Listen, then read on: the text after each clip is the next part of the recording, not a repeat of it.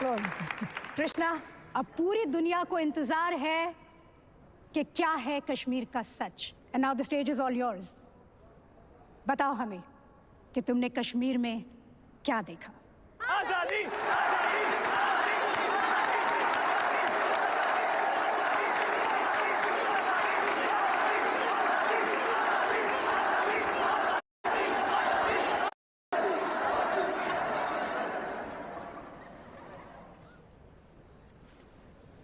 मैंने देखा एक खुला आसमान।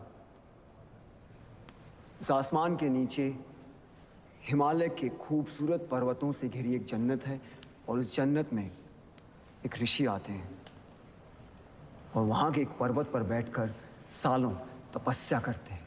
तपस्या यानी रिसर्च। वो रिसर्च करते हैं ताकि उस जन्नत से ज्ञान की गंगा बह सके। उन ऋषि का नाम था ऋषि कश्यप और उन्हीं के नाम पर इस जन्नत का नाम रखा गया Kashmir. Good opening, very inclusive. फिर मैंने देखा शंकराचार्य केरला से पैदल चलते हुए कश्मीर पहुंचे। केरला से कश्मीर। जी, उनके पास कोई पुष्पक विमान नहीं था, सो ही लिटरली वॉक्ड। और उन्होंने हिमालय की गोद में बैठकर सालों रिसर्च किया, क्योंकि फिलॉसफी पे वो जो रिसर्च कर रहे थे वो सिर्फ जन्नत में संभव थे, यानी कश्मीर में। जैसे हमारे यहां से best researchers, scientist, students higher education के लिए फॉरेन जाते हैं, उसी तरीके से भारत के कोने कोने से best of the minds Kashmir पहुंचे और अपने अपने स्पेशलाइजेशंस के पंडित बन गए। पंडित लाइक का पीएचडी। मैंने देखा अभिनव गुप्त और उत्पल देव फिलॉसफी पर रिसर्च कर रहे हैं, लोगाक्षी एस्ट्रोनॉमी पर। He was the first astronomer in the world. Charak और वाग्भट आयुर्वेद पर, Sushrut medical science, Panini grammar, Vateshwar trigonometry, Suiya hydraulic engineering, Jain Bhatt law, Kalidas और Rudrat Sanskrit literature, Bhama aesthetics, Sharangdev musicology, Vasugupt और Somanand Advaita, Kalhan history, Vishnu Sharma moral science,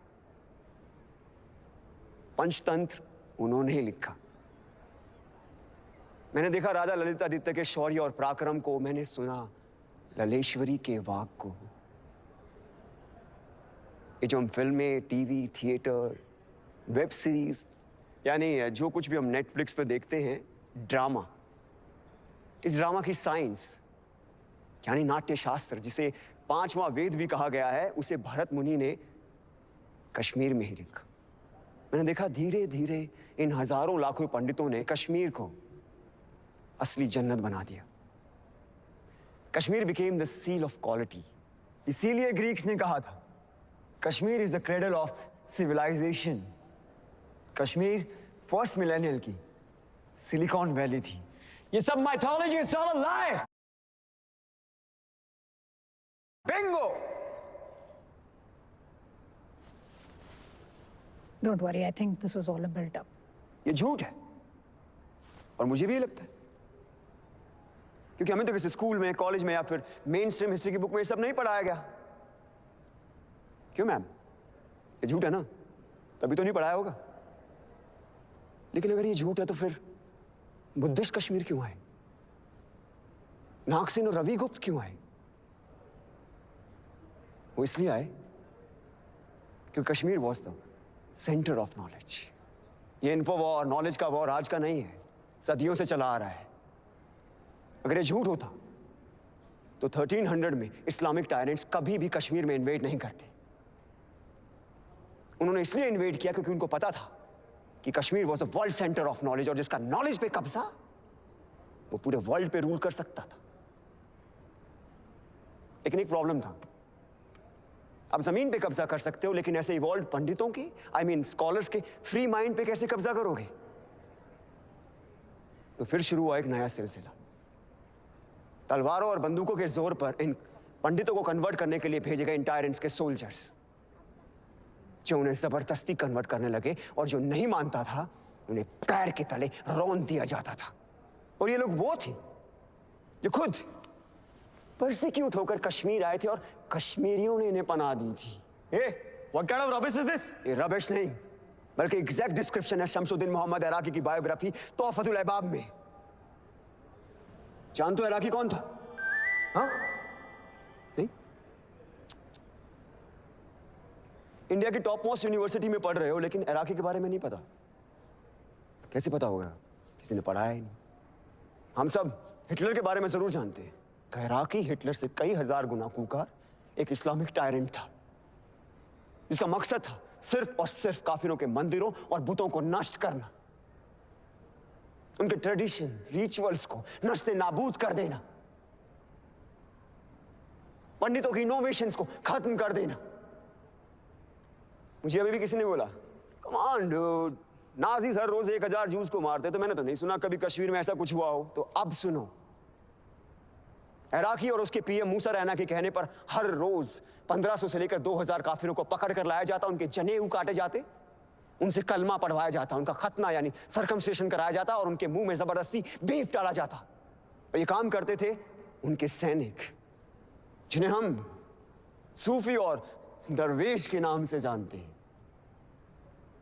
Hitler ने कॉन्सेंट्रेशन कैंप्स का इस्तेमाल किया और इराकी ने कहरान और जबरान का, यानी force and compulsion.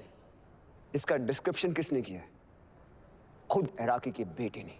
And if you want the original manuscript, it is available in Research and Publication Department of Jammu and Kashmir State under extraction number 551.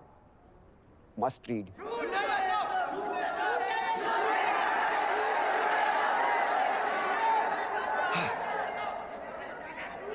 Kashmir का सच इतना सच है कि हमें हमेशा झूठ ही लगता है। इस इंडिपेंडेंट इंडिया में, इस डेमोक्रेटिक इंडिया में, इस सेक्युलर इंडिया में उन्हें एक बार फिर तलवारों और बंदूकों के जोर पर मार काट के निकाला गया। गलत चले, गलत चले।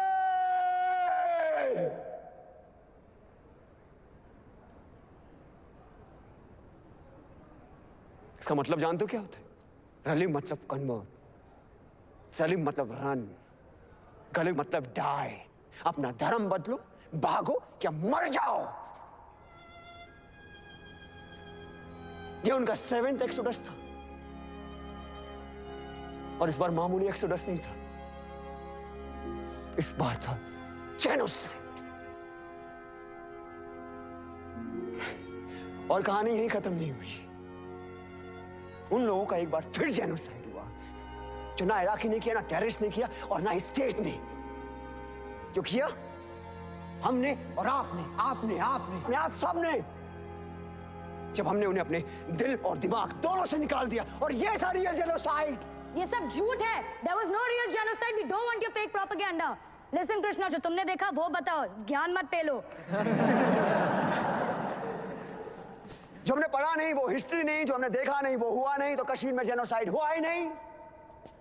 और कोई सच बोले तो ज्ञान मत पेलो। Now he'll prove his own hypothesis wrong. I don't bet on ordinary horses. अरे जिस नॉलेज के लिए कश्मीर क्रेडल ऑफ सिविलाइजेशन कहलाता था, कभी हमने उसने नेशनल हेरिटेज की तरह समझा ही नहीं। और आज ये भारत का नॉलेज सेंटर एक्सटिंक्ट होता जा रहा है, हमें उसकी खबर भी नहीं। से शेम शेम शेम। हमने मरने वाले को क्यों बांट दिया? क्यों मरने वाले सिर्फ कश्मीरी थे, ना कि भारतीय? 1990 में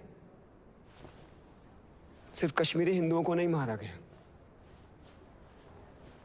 बल्कि तमाम मॉडरेट मुस्लिमों को भी मार दिया गया।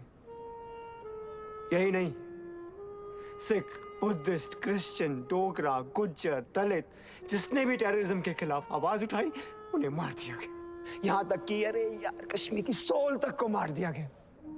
थिएटर, आर्ट, म्यूजिक, लिटरेचर सब बंद कर दिए गए। 1996 में एक सिनेमा हॉल खुला तो वहां गोलियां चला दी, पीपल डाइड। कितने टेम्पल्स को तोड़ा गया, उनको आग लगाई गई। क्या वो सिर्फ टेम्पल्स थे? क्या वो सिर्फ बुतों का घर थे? क्या वो भारत का फाइनेस्ट आर्किटेक्चर नहीं थे? क्या वो भारत के महान इतिहास का प्रतीक नहीं थे? क्या वो भारत का स्पिरिचुअल सेंटर नहीं थे? Indian architecture, Indian heritage centre, Indian spiritual centres को डिस्ट्रॉय कर देना क्या ये कल्चरल जेनोसाइड नहीं है? Stop this rhetoric. Talk facts or shut up. बोलने दो उसे, मैं सुनना चाहता हूँ। मैं भी। बोलो कृष्णा।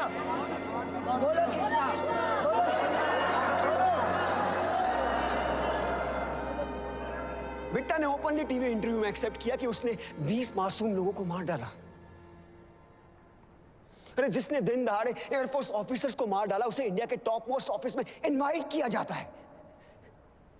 क्या ये एडमिनिस्ट्रेटिव जेनोसाइड नहीं है? हाँ, जब ये फंक्शन खत्म होगा तो आप लोग कहां जाएंगे? आपके घर। और हमें हमारे घर जाने से किसका बाप नहीं रोक सकता। लेकिन क्या कश्मीरी पंडितों को वापस अपने घर कश्मीर जाने का मौका मिलेगा? Is this justice?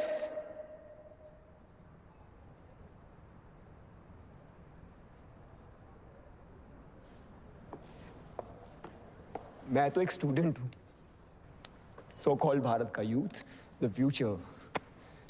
मैं दुनिया के बारे में ज्यादा जानता नहीं, लेकिन इतना जरूर जानता हूं कि जिस राष्ट्र में राइट टू जस्टिस नहीं, वो राष्ट्र कभी विश्व गुरु नहीं बन सकता ना। राधिका, प्रोफेसर राधिका मेनन, आपने एक बार मुझसे कहा था कि हर कहानी में एक विलन होता है। बिल्कुल होता है, लेकिन उससे बुरा विलन कोई नहीं जो एक बच्चे से उसकी मां को छीन ले। कहा जाता है कि जिस जमीन से आपकी जड़ें जुड़ी होती है ना, वो जमीन आपकी मां होती है। तो हां, है कश्मीर मेरी मां।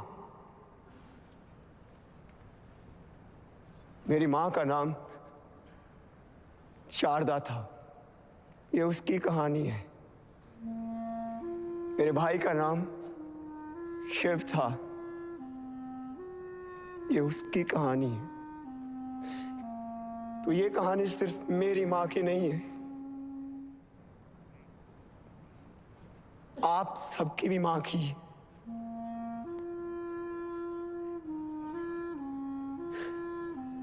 तो आइए अब हम वो देखते हैं जो मैंने आज से पहले कभी नहीं देखा। और आप खुद तय करें कि कौन है गुनहगार, किसे मिलनी चाहिए सजा। और अंत में अपने दिल पर हाथ रखकर तय करें कि आप कैसे करेंगे इसका प्रायश्चित, और क्या है आपका ह्यूमैनिज्म।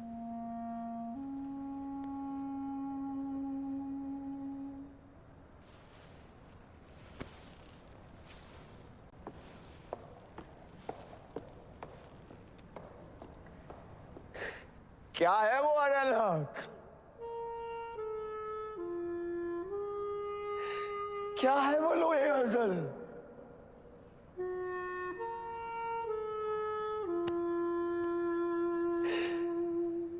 इस दिन का वादा था,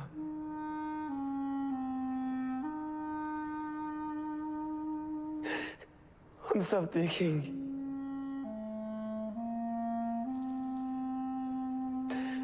अब हम सब देखेंगे।